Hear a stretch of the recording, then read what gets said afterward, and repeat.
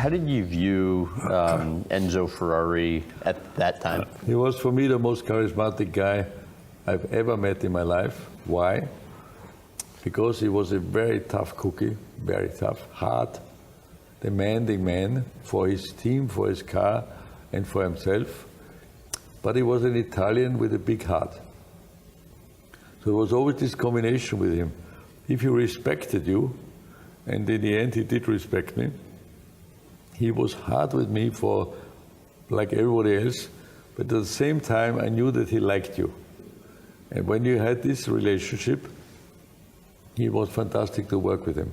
And in Salzburg, my cousin had a little office with a secretary, and I used the secretary if I had to write some letters. And I always had this joke there to say, when Ferrari calls, call me right away. This was the ongoing joke for 2 years. I came home on Monday afternoon, and the girl said, Ferrari called. What? Ferrari called, here's the number. And then I came to see Ferrari, Mr. Ferrari. He said, doing a good job, I want to sign you up. You want to sign me up, okay. What did you say? I said, Mr. Commendatore, I have a little problem. Because I have agreed yesterday with Louis Stanley that I will continue to drive for BRM. I told him straightforward all my sponsorship problems. The old man looked at this guy, Gotzi, who was his second man. We sort these things out, he said. How are you going to sort these things out? We're going to sort it out. Sign here. So I said again, you're going to sort it out. Don't worry, we're going to sort this out. We have lawyers in England, we can do all that. What transpired the time you were with Ferrari during contract negotiations? He paid me no money at all because I was happy to drive a Ferrari. So I did a very good job in the first year. I won a couple of races and I was really getting up to the top. And then he wanted to give me a longer contract. And then I was looking around who gets which money of the other drivers in England.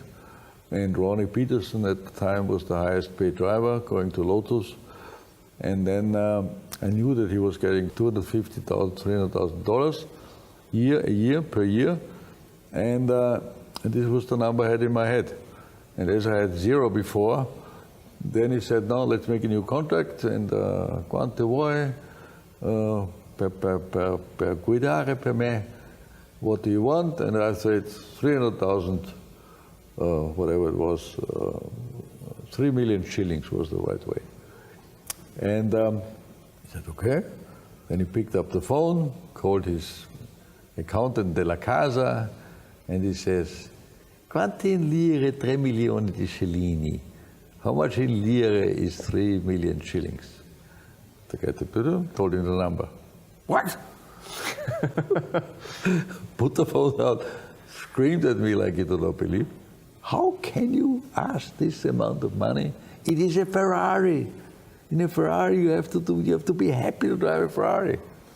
You know, fine, it's a Ferrari, but you still need a driver to move your car around quick. So I said, I want 3 million, that's it. And he looked at me, called Della Casa again, tried to argue forward and backwards, a little bit up and down. He said, no, please pay, because the other get the same amount of money. It's not unfair what I'm asking you. Ask the English guys what they get. In the end, he paid me. Yeah? And then he was happy anyway after, because we won the World Championship. What were your impressions of the car, the Ferrari car, the first time you drove it? I drove it in 73 it was. I drove it in 73 after the season was stopped. The first time in Fiorano with a Ferrari.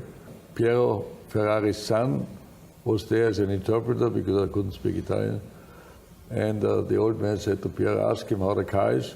And I said, the car is understeers like hell, doesn't work in my normal, straightforward language. And Piero said, you can't say the car is Why? It is I said in English. The old man was listening.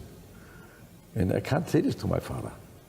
And I tell him, the car is no good, tell him no good, if this is a better word. Ferrari is standing there. And then Piero said to him, Niki said the car is no good. This little bit I understood. And then the old man said, what did he say? A Ferrari is no good? Yes, it's I said even then, to him direct. And then, I tell you, I said, I made a mistake, I thought. And then nothing happened for 30 seconds, and it was the longest 30 seconds of my life. And then he said, okay, what is it understeers? Front end is wrong, doesn't turn in. The BRM I drove was a perfect handling car, turned in, quick out, quick in. Engine was no good, but this was a good car. This is not a good car. So then he said, okay, Foghieri, who was the engineer in charge of at the time, come here. If Foghieri fixed this car and he has to fix the car, how much can you go quicker? If the understeer is gone, I said, 3/10, maybe 5, in Fiorano. So the old man said, fine. If you don't go 5/10 quicker, you're fired. Why? Because you said the car is you say, if you fix it, you can go 5/10 quicker, but if you cannot deliver what you ask me to do, then you have a problem. Goodbye. Took Foghieri 5 days to fix this front suspension, it was completely wrong. We did the first test, we were 8/10 quicker. So then my relationship with Foghieri worked out perfect. Ferrari was happy that I fulfilled my obligations. And I think this was very important. And from then on, I had a very good time with him.